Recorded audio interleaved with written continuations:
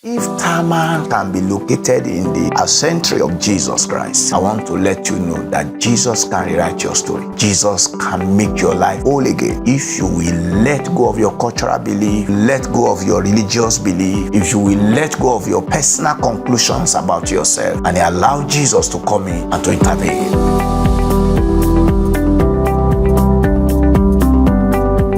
Father, Lord, we appreciate you for your kindness. Glory be to your name. Speak to us. Make your counsel known to us. Show us the way out and deliver us from whatever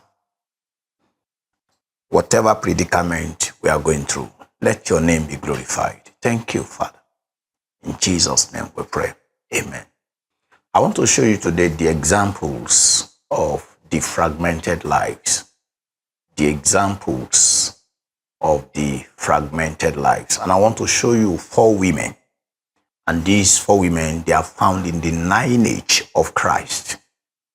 I want to show you Tamar. I want to show you Rechab. I want to show you Ruth. And finally, Uriah's wife, the mother of Solomon. How these women found to be located in their century of Jesus is the power and the mysteriousness of divine mercy. And that's just to give hope to as many whose lives have been fragmented by sin, has been fragmented by the unfair woes of life, and those whose lives have been fragmented as a result of their marriage or their career or what have you. Just to give encouragement to you that the Lord Jesus Christ, who said, and who is also saying, gather the fragments and let nothing be lost. Gather the fragments and let nothing be wasted. Now, turn your Bible with me to the book of Matthew. Matthew chapter 1. I want to read verses 3 to 6. Matthew chapter 1. I want to read from verses 3 to 6. And Judas begat Phares and Sarah of Tamar. And Phares begat Esrom. And Esrom begat Haram. And Haram begat Aminadab. And Aminadab begat Nason. And Nason begat Salmon. And Salmon begat Boaz of Rechab. And Boaz begat Obed of Ruth. And Obed begat Jesse. And Jesse begat David the king. And David the king begat Solomon of that had been the wife of Uriah. May the Lord bless this word in our heart in the name of Jesus Christ.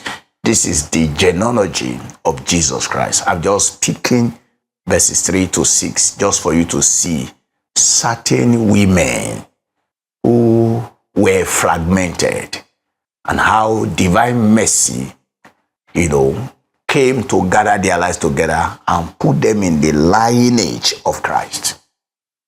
So the first was Tamar. Tamar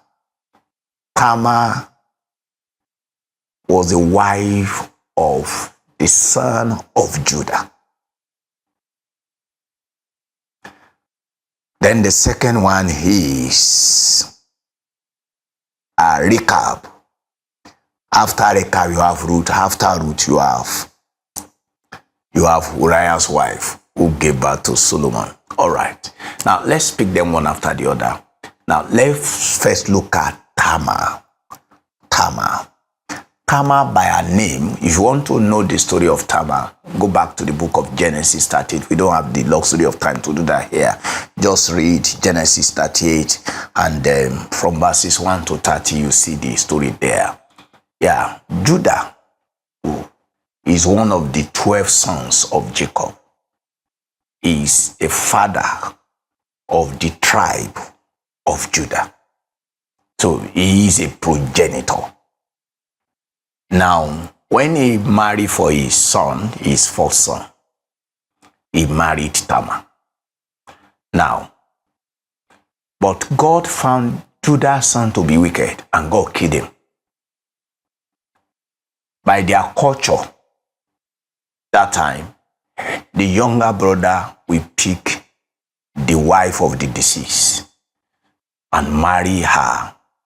And the purpose is to raise son for the deceased, for the man that died. So, this brother knew that the son or the child that comes forth from that relationship is not his. And he actually wanted to have sex with the man, with the woman, with Tamar. He only wanted the pleasure, not the procreation. He didn't want to raise a child for his brother who is late. Okay. God kill him also. Now, Judah is left with only one, and this one is small. So, he just called the woman and said, Tamar, come. This is the situation of things. We don't understand. This is what I say the other time, that when we were talking about fragmented lives, that some people, they are fragmented by their marriage. Now, is it wrong for a woman to marry? Now, there's nothing wrong in that. Now, he married that man, Judah's son, who wouldn't want to identify with a man who is a prince in the land. He would like to marry from that family. But the story of that marriage, as we see it in the scripture, didn't favor Tamar. That's what we are saying. If your marriage has fragmented you, that life can become whole again if you will not hold on to your cultural belief and your religious belief. If you will be sincere with Jesus and say, Jesus, this is my life. Come and attend to it, and he will attend to it. Eventually, when the Tamar was sent to her father's house to wait for the last son of Judah, that when that one grow up, he will marry her. But Judah did not want to release her son to marry Tamar because he too was afraid. Probably what has happened to the two elderly ones will happen to this one also.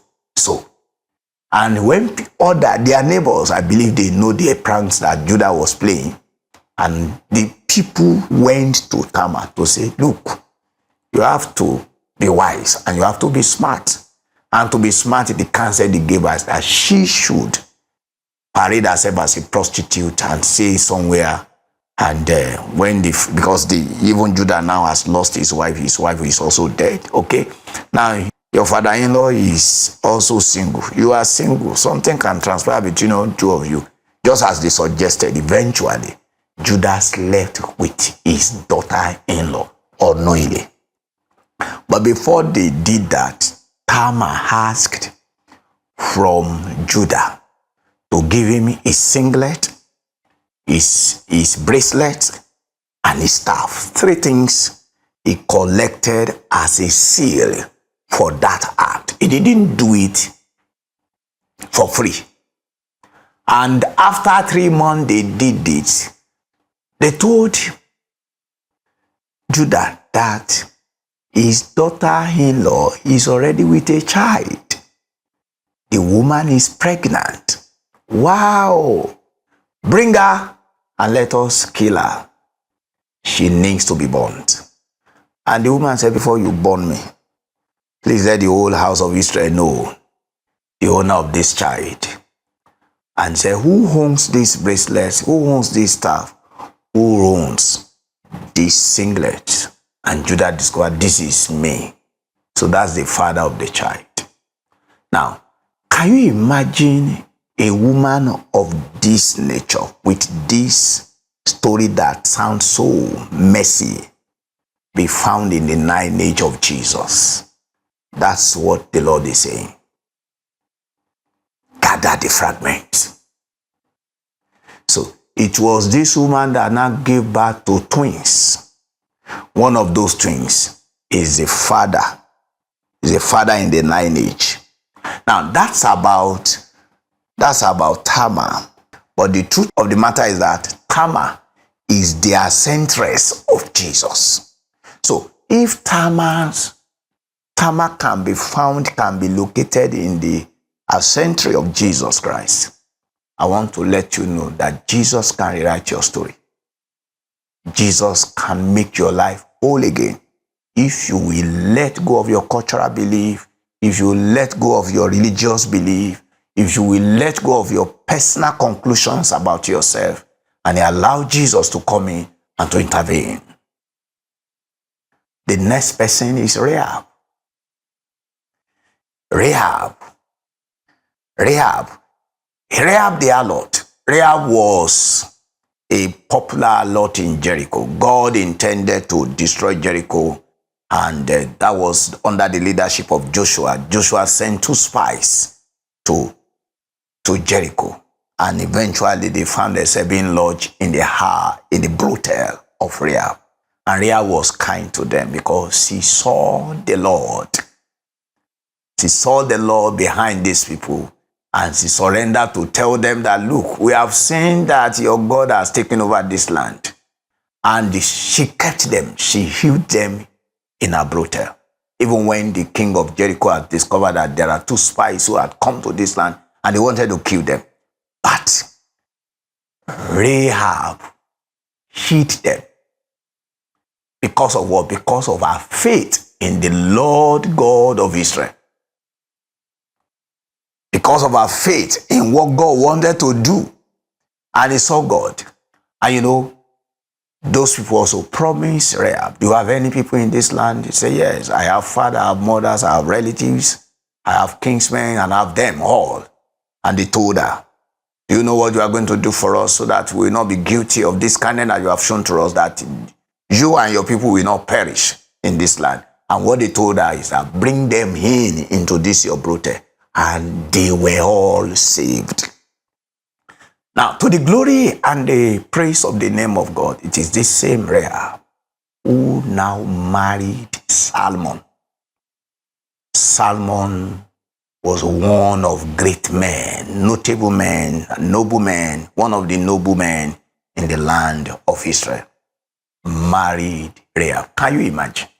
That is the wonders of grace. That is the beauty of the gospel. That is the beauty of the person of Jesus Christ, full of grace and truth. He gave Rahab a new beginning, not minding the past. Beloved brothers, beloved sisters, your past, it's in your past. Now, the present now is Jesus saying, release this life to me. Permit me to rewrite your story. Will you do that? Please do that now. Will you bow down your head and say, Jesus Christ, here is my life. Make it whole again. Here is my life. Make it whole again. Show me mercy. Show me mercy. Help me, dear Lord. Thank you, Father. Jehovah, Lord, we ask that your mercy will prevail over everyone. And as many who has handed over their messy life and their fragmented lives to you, may you in mercy intervene, just as you did for Tamar, especially what you did for Rahab. Will you do for these ones? Give them a fresh beginning and let their life become compacted and be whole again according to your will. Thank you, Lord, because you have done it. In Jesus' name we pray. Amen.